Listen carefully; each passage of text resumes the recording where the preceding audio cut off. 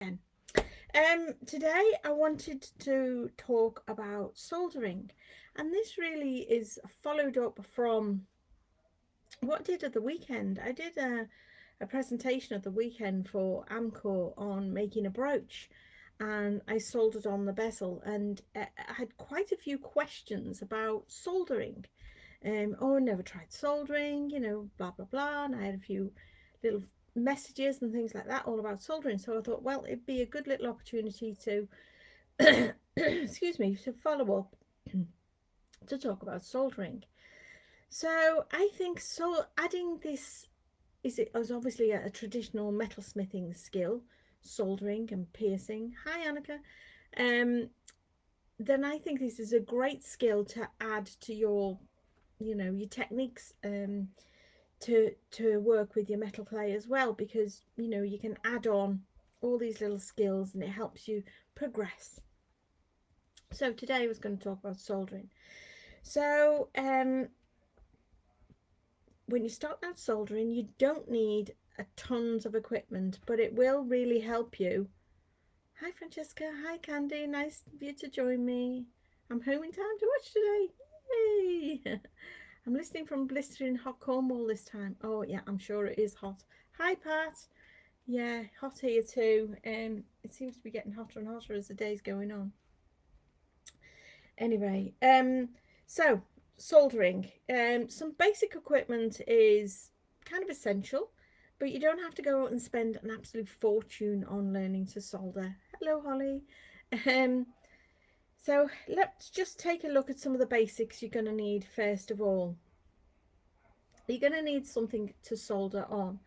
Let's go through the equipment. So yeah, something to solder on. So this is a soldering block. It reflects the heat. There are different types of soldering block you can get. I know we have fibre bricks for metal clay. You can certainly use one of those. You can get these honeycomb. This is used to be a bit bigger. They do break. So this is half a honeycomb. You can get these honeycomb kind of boards for soldering on. I've got a little smaller one here, a little ceramic one, which is ideal. And you can get these charcoal blocks as well.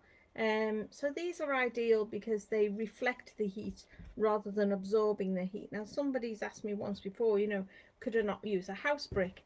The answer to that is no, not really, because it absorbs too much of the heat, drawing the heat away when you're trying to solder something. So a solder block or something suitable to solder onto.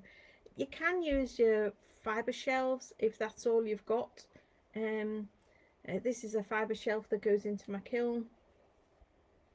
It's okay, but solder block will be good too, or a fibre block, which I sometimes use as well. So yeah, you'll need a solder block. In addition to my solder block, I have below a big heat-proof board as well underneath me, just to make sure, belt and braces, I'm being as safe as I possibly can.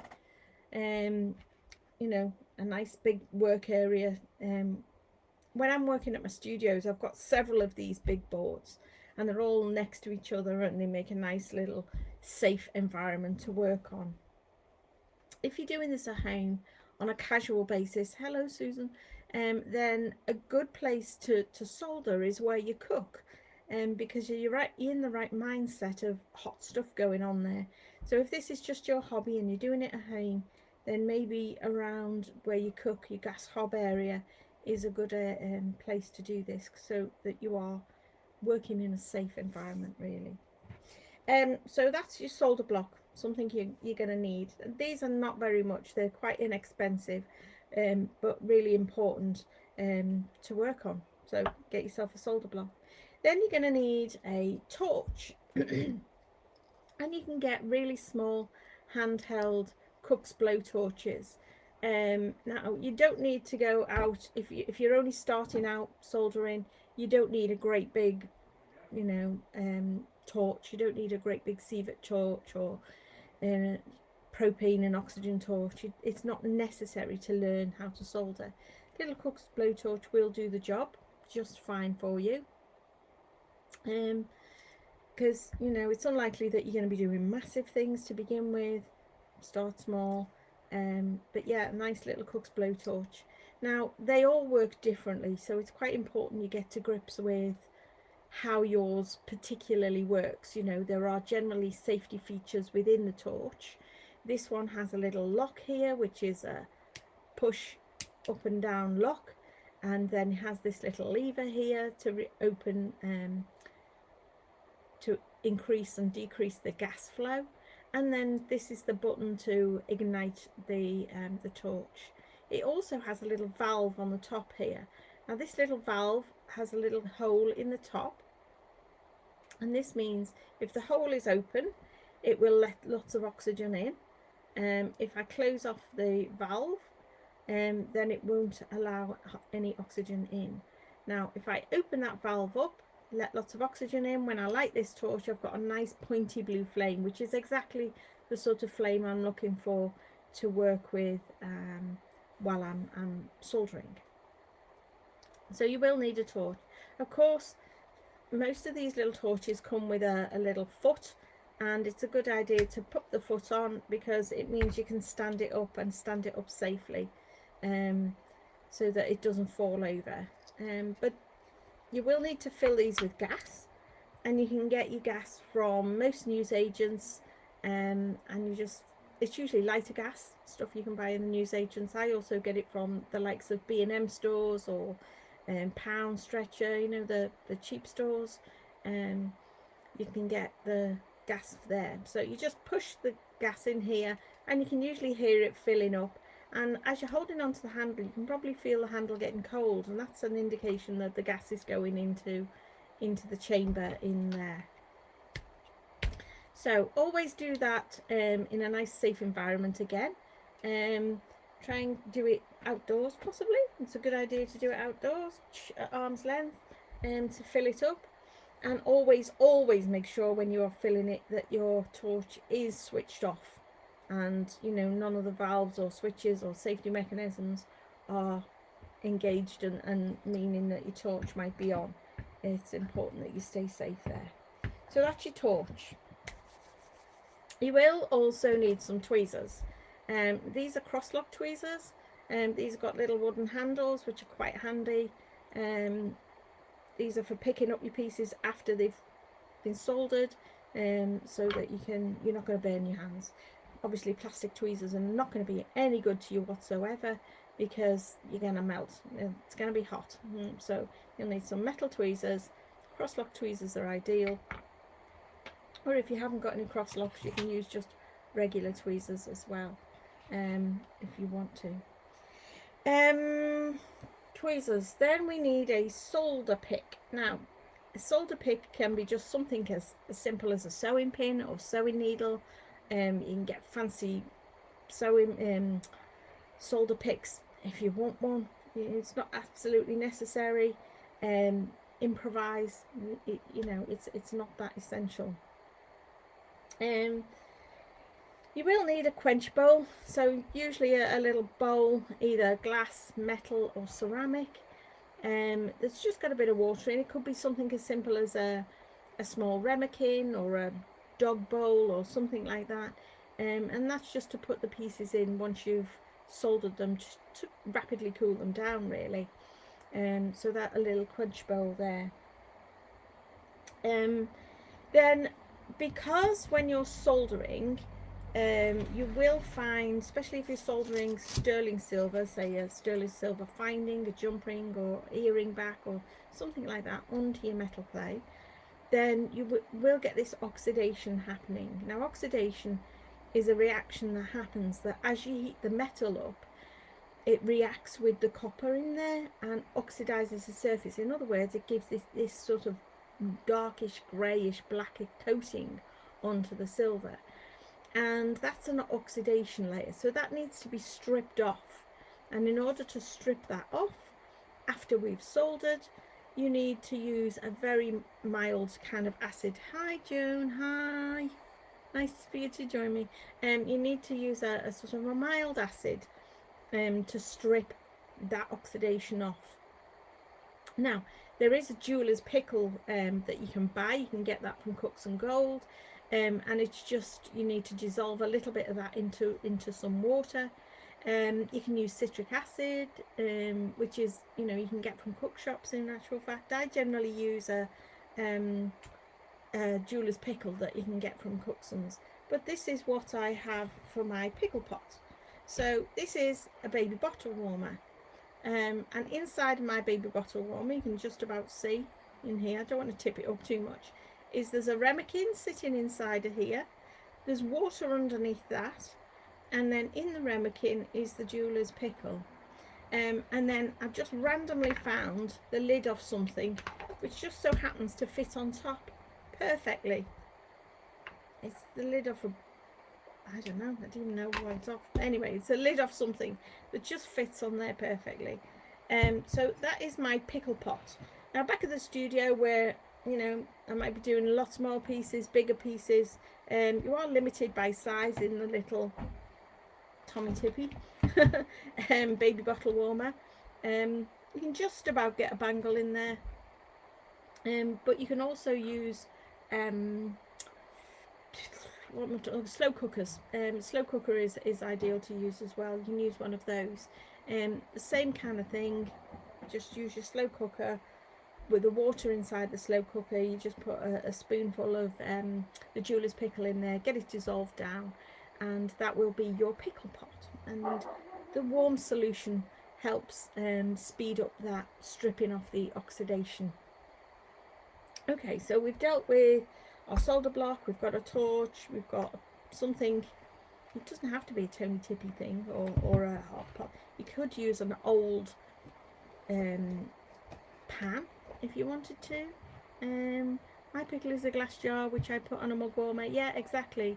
Yeah, you could have an old jam jar if you like, sat on your mug warmer if you want to, or if you just if you've got an old hot plate or something like that, just some way of warming up the solution. But obviously dedicate, if you're going to use an old pan, make sure that pan never gets back put in the kitchen or anything else. Use it, keep it as a dedicated tool for your jewellery making. So we've got a solder block, we've got a torch, tweezers, pickle pot, and we need then some solder. Now there's different types of solder you can buy. Firstly, the traditional metalsmiths will use a solder like this. Just bear with me 1 second, I'll be back. Hang on. I just need to shut the window, and I'll tell you what, my neighbours are going to start, my next door neighbours, they're just about going to start having some building work done, and the scaffolders have just turned up, so they're rattling around with scaffolding poles. So I'm just going to shut the window, which means I'm going to boil in here, but hey ho, let's carry on. So solder, you can buy solder strip, and it just looks a little bit like fine silver bezel wire. It looks very similar, so make sure you never get it confused. Your silver solder traditionally comes in strips like this, and then you will cut it, and you can cut it with snips or you can cut it with scissors. Now this one I've actually rolled down to be even thinner. When it comes, sometimes it can be a little bit thicker, so that's where I get in my rolling mill, and I roll it down to be much thinner. It just makes it easier to cut into little teeny tiny pallions, because I can use then a pair of scissors to cut this into little teeny tiny pallions. And a pallion is just a teeny tiny weeny bit, and that's even big. It's just a teeny tiny little bit like this. You can just about see it on the end of my finger. Just teeny tiny little pallions. You can cut the solder into teeny tiny little pallions to solder something. And that is your solder. So the solder is basically silver mixed with another alloy, which has a lower melting point, and the various grades of solder, they have these in grades, yeah, I'll call it grades, different grades of solder. So it goes from a low melting point to a medium melting point to a high melting point. So they give those the names of easy, medium and hard. Now generally the hard is the highest melting point. So for example, it might be 780 degrees that you'd need to reach in temperature for that to then solder to flow. A medium might be somewhere around about 720 degrees, and a easy would be then somewhere around 680 degrees of temperature before that solder will flow. So that's easy, medium and hard. Now you can get an extra easy solder, but the extra easy solder has such a high grade of that other alloy in it that in the UK, if you were to send those pieces to be hallmarked, it may fail the hallmark, because that the quantity of that other alloy might, I'm not saying it would, but it might decrease the overall quality of your piece of jewellery, so much so that they would refuse to hallmark it. So just putting it out there. So yes, you can get this traditional solder, but you can also get the solder in a paste form. Now if you're using this traditional solder, as you can see, these have been cut up. I told you there's easy, medium and hard, and these little teeny tiny pallions have been cut up in advance and put into little jam jars, and this one is hard, this one is medium, this one is easy. So it's, you know, it's quickly, you can quickly go to your little separate little bits of solder as and when you need them, really. But if you're going to use the traditional solder, you will also need a flux. Now what is a flux? So a flux is something that will act as a go-between, if you like, between your piece you're going to solder and the solder itself. The solder likes nice clean areas, no grease, no dirty finger marks, no dirty, you know, muck or whatever you want to call it. Dust, fluff, muck, dirty greasy fingers will not, solder will not work if you've got all that on your pieces. So it's important that the pieces are clean, and your flux will help to clean the piece and help the solder to flow onto your silver. Now there's different types of fluxes. So this one is a borax flux. So it's a borax cone, and it's got a little dish here which you can grind the borax in to create the flux. You just add a little drop of water, grind it round, and it creates like a paste. So you can use borax paste, or you can buy this one which is called All Flux, which is a liquid. You can see it's a liquid flux, and this does the same job as your borax. I personally find this much easier to use than the borax. I find when you get the heat to borax, it bubbles up, and if you've got the little tiny bits of solder pallions sitting in place, when it bubbles up, it can make them jump off the area where you wanted to solder. So it can be a little bit annoying. I find the All Flux a little bit more friendly, but that's just personal choice. Easier still is these, which are solder pastes, and again these come in easy, medium and hard. Easy, medium and hard. They come in this easy, medium, hard temperatures which they flow at, and they do come, when you get them new, they come with this kind of little cap on which you take off, and then you've got like a little syringe tip to put on here. Hang on, let me just get this one on here. Yeah, push that on. Oh, doesn't want to go on. There you go. It's got this like syringe tip on it, which generally, when you, this is a new one, when you're really getting started, it's coming in. I find it really hard to push out through these syringe tips, so I'll be honest, I don't actually use the tips. They usually end up for another purpose entirely. So I'll just squeeze it out of the top. You can see it's already kind of oozing out of here. And I'll use my solder pick, which, as I say, is you can buy fancy solder picks. You can use your needle tool, you can use a sewing pin, you can just pull off a little bit of your solder. And I've just put that into the corner of the tile. I'll show you that in just a few minutes. So you can just pull off a little tiny bit of this solder. Because this is a solder and a flux all in one, it's got a little bit of a sticky consistency. So I find this brilliant. Hi Dawn. Hi Carol. Hi Wiz. I find this brilliant with this sticky consistency because it stays where you've put the solder. So as I say, sometimes the borax, when you apply the heat, it will bubble up. I'll make the teeny tiny pallium jump off. It's a bit annoying, but this solder paste, it's a solder and a flux all in one, and once you've put it into position, it tends to be sticky, so it stays where you put it. So when you get the heat to it, it's not going to jump off or disappear. Found a great tip: colour your solders with different Sharpie markers for cutting.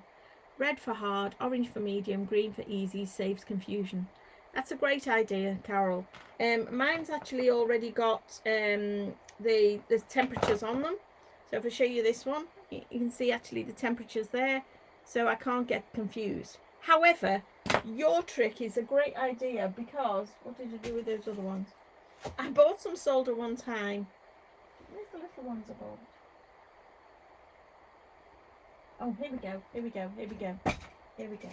So I bought these little solders ages ago, and now I haven't got a clue which is which, to be honest. I know one's easy, one's medium, and one's hard, and I didn't label them up. And now look at me, now I'm in a right state. So the only time I can use these is if I only need one solder, the odd solder, and then I just randomly choose one of them. If I'm only going to make one solder join, doesn't really matter which one I use. I just use the one that comes to hand at the time. However, there we go. So Vanessa, ask a good question. How long does the paste last? Great question, Vanessa. Now, if you're vigilant, you'll put your cap back on your solder when you're finished. I'm not very vigilant, and I forget to put my cap back on my solder. Now, it means it starts to kind of dry out. Now, if you can see this one being a new one, I don't know if you can see how much is in there, and this one being a used one, and there's probably about a fifth of it left, quarter of it to a fifth of it left in here.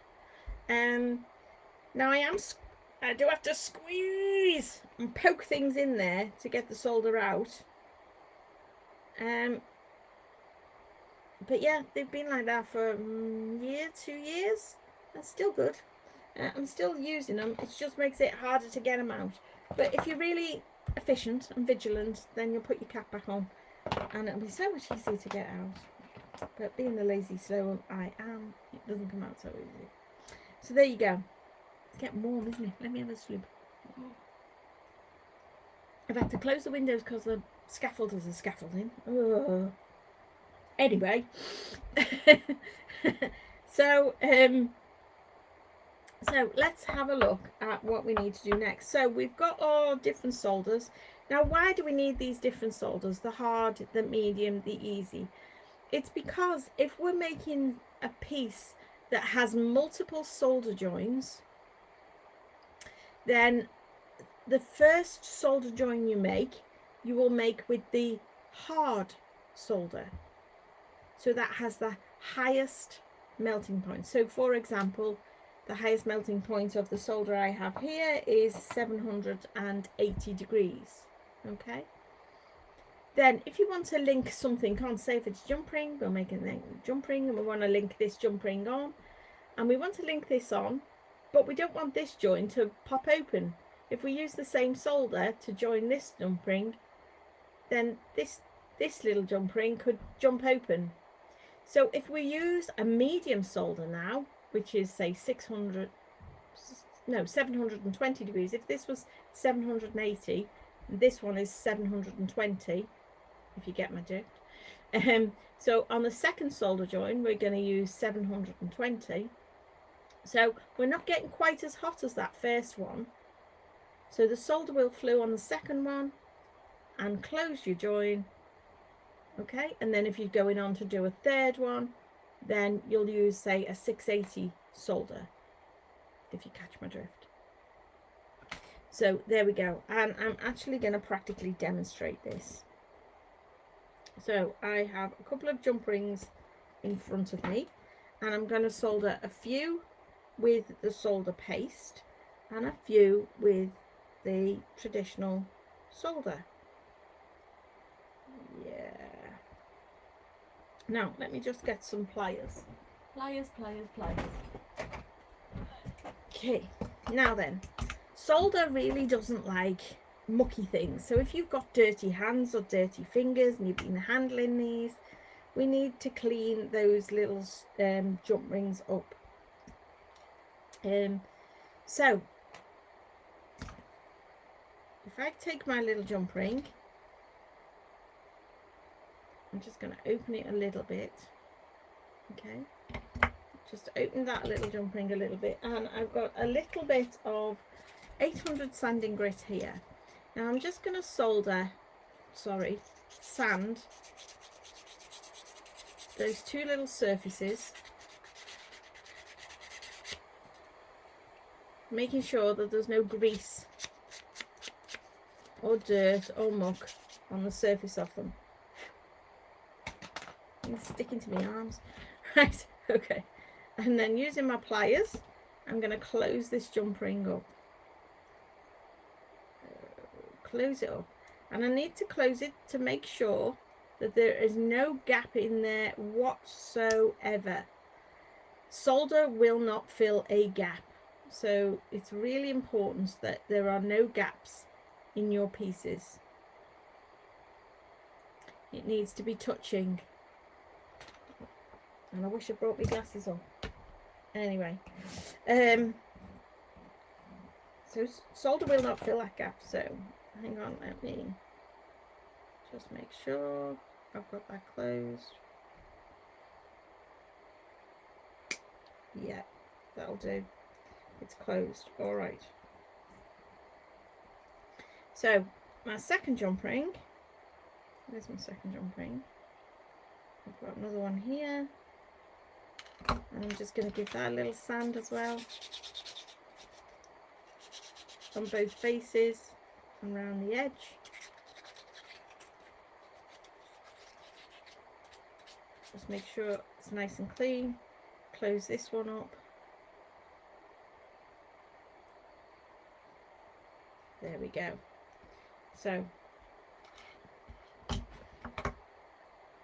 I'm going to drop everybody else there. I'm going to drop this camera down so you can see my board in front of me here.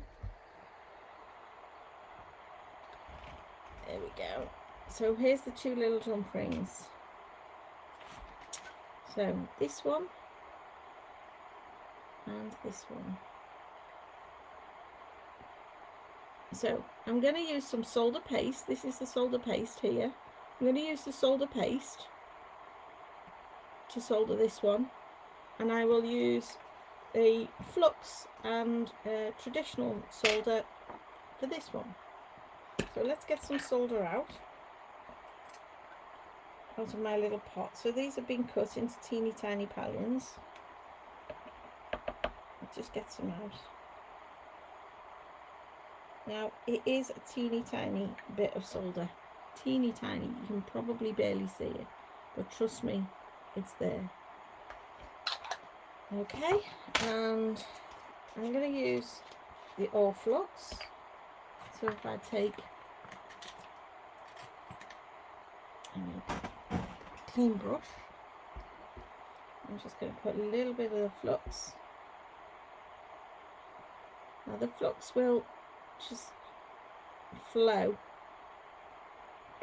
over that piece and into, there we go, That's it, nice bit of flux on that area. And if I get my little solder pallion, where have I put it? I can barely see it. There it is. And it's just going onto that join there. Alright, so let's solder this one first. So take my torch, light it, and I'm going to take the heat around the whole of the piece. I want the whole of the piece to warm up, not just focus the flame on that little solder. Now, in a second, you're going to see the solder flow. There we go. I saw that solder flow on that join. So that is now soldered, that one. That's fantastic. So I'm going to use a tiny bit of solder paste. I've already got some on my needle tool here. But I'm actually going to pick a teeny tiny bit off. I'm just going to show you. It's such a little tiny amount. Again, you don't need loads to make a solder join. If you put too much solder on your pieces, it can compromise the quality of your pieces. So if something's not soldering, it's not because you haven't got enough. It's generally because there's something wrong. There's you're either not getting enough heat, or more than likely the piece is dirty and the solder won't flow. So do make sure your pieces are clean and you've used a flux. But the solder paste has got the flux all in one. Now you can see that little tiny bit of solder. I'm going to heat this up again and again. Very quickly the solder will flow. I can see the solder flow there. It just turns very sort of liquidy. Oh look, it's all over there. It turns very liquidy very quickly. Now this jump ring has turned black. I don't know why this one hasn't. Perhaps I haven't heated that enough. This one's turned black, which is completely normal. So this is now need pickling. So you can see the area where the solder join has been made, that is still clean. So the flux has kept that nice and clean area. However, the rest of the area